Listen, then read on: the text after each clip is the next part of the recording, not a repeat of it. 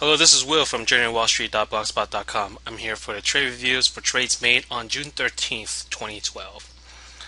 So this is starting to become a regular occurrence this week, but it's another really light volume day for me.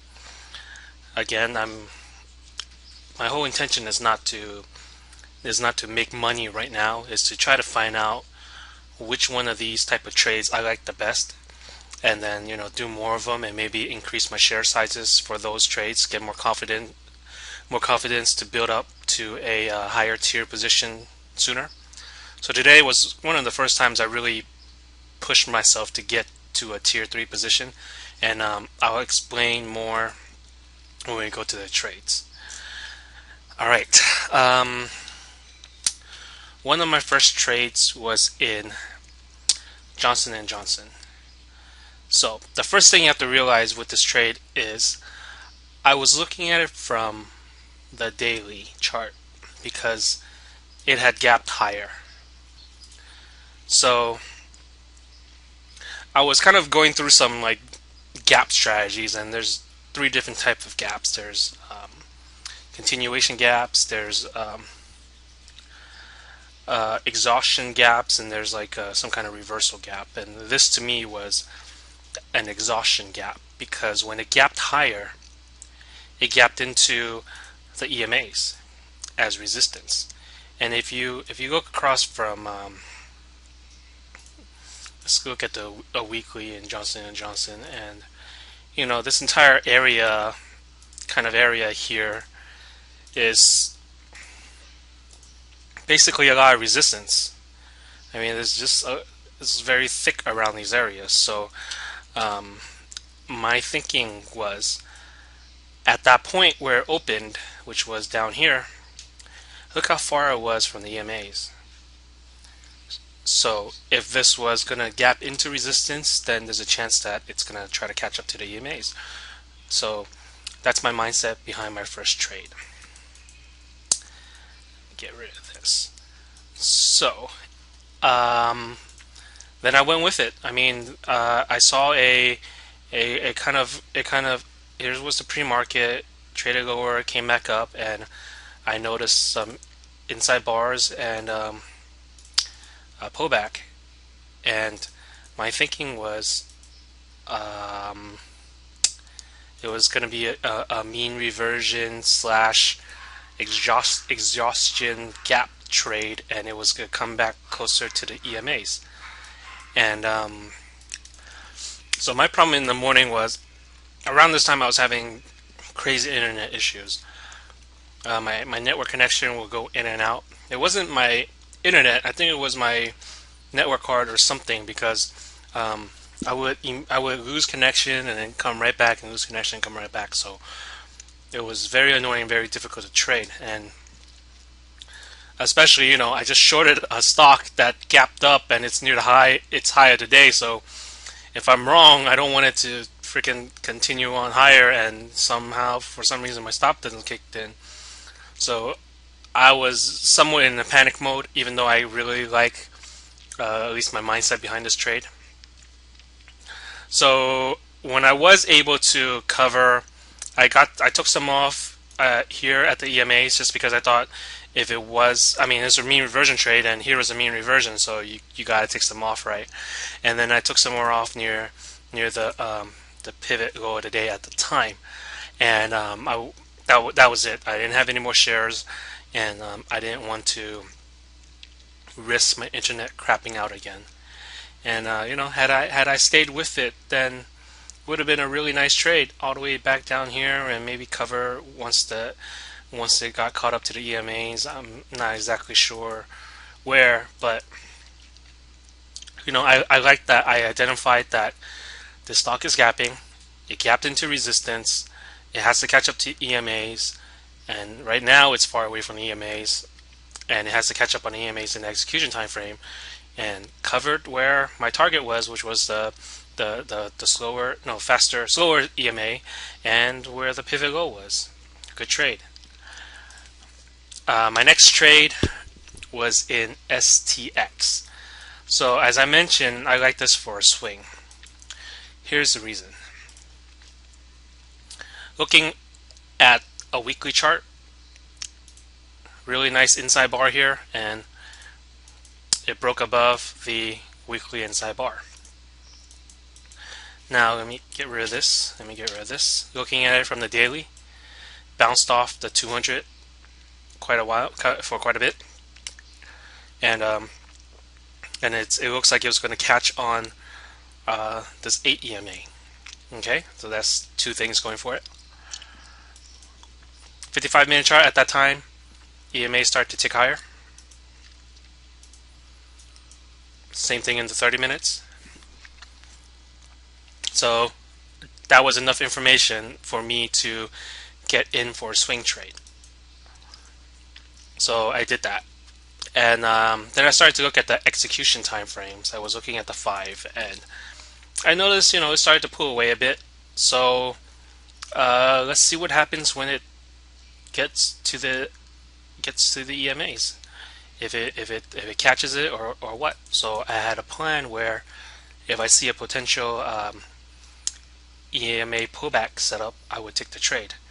And this was it. I got in around. I wanted to. If this was a longer tail, I would have tried to get in through the tail, but I couldn't. So I got in once it broke above this green candle here, and my stop was below that wick. So I was risking about 10-11 cents, give or take, and my target was using a measured move, and I wanted to be kind of conservative, so I took this type of move and I kind of just copied it to the goal of here and just took the whole number right before it.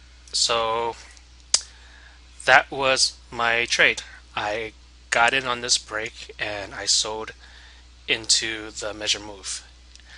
I was trying to be greedy. I wanted to be greedy, but I kept running through this in my head thinking I just got like about a 3-to-1 and I hit my target. So I gotta just take the sale, and so be it. And I did this on my day trading account, and I also did this on my swing account. But once I did that, I had to adjust my stop for my swing.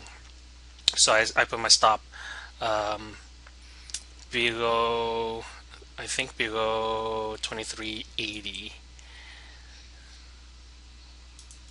Yeah, around 2380 was my stop, and eventually I did get stopped out. So I'm out of my swing position now. So I made a good amount. I mean, my initial purchase was 2380s. I bought more here and I sold a majority of it into this move, and I tried to hold on to the rest, but it just wasn't cooperating. I mean, maybe because it was a swing, I should have maybe had my stop a lot lower, but I figure the SPYs was kind of selling off and there's no reason to hold overnight positions right now, so I made the move I wanted, or I made the move that I was able to get today, so I just took it and was done with it. Next trade was in PM.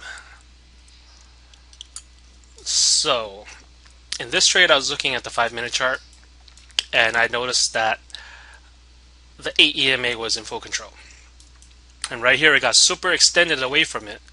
It would have been a great mean reversion trade, but I was thinking of a EMA pullback trade. So had what you wanted, 3-bar EMA, three or more bars pulling back, and kind of caught on this EMA, and that's when I kind of got in around 42 with a half a tier position with my stop at 35. And my plan was get in, actually it was more than a half, get into tier 1 here and then get into tier 2 here above the break. it was actually more of maybe 1.5 here and another 1.5 here. So overall, my risk was about a tier 3 risk. So trade started working out a little bit, then pulled back, and here would have been another opportunity to maybe get into tier 4 on the retracement, but I figured that I didn't really know at this time if this trade was worth tier 4, so I decided to just hold on to what I have. And once I sort of made this move and pulled back a little, I started taking sales into this area here. And as it was coming down, I took more here, and finally I stopped myself out on the rest at 57. So as you can see, it sold off the rest of the time, but I was right out of the trade. Ideally, my target was going to be a retest of the highs, but once it stalled here and it started to catch up with the EMAs, and the EMA starting to flatten out, you got to know that something's changed, and you can't just hope that it's going to go up, because if it does go back higher, then what you'll see is another test of the EMAs and another bounce up higher, and that would be your signal to get back in all the shares that you sold already. So that never happened. So I started to wind down instead of get bigger, and that's the trade. And I felt really good about this type of entry where I'll get in some here, get in the rest here. I mean, ideally get in more here, but I didn't, and take sales on the way up. Even though I might not hold my entire T3 position all the way to my ideal target. Maybe I can only hold tier 1 or tier 2 there, but as long as I make trades on the way up to reduce my risk, lock in my profits and things like that, I'm fine with holding a tier 1 or 2 up to here. And that's about it. So I felt pretty good about my trades. I used a lot of analytical abilities to try to find these trades and wait for it.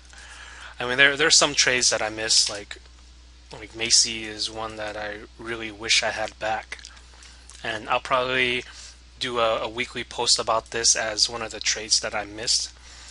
But overall, the last few days was very light, but I think these trades have more meaning than the ones that I had before. So thanks for watching, and I will see you guys tomorrow.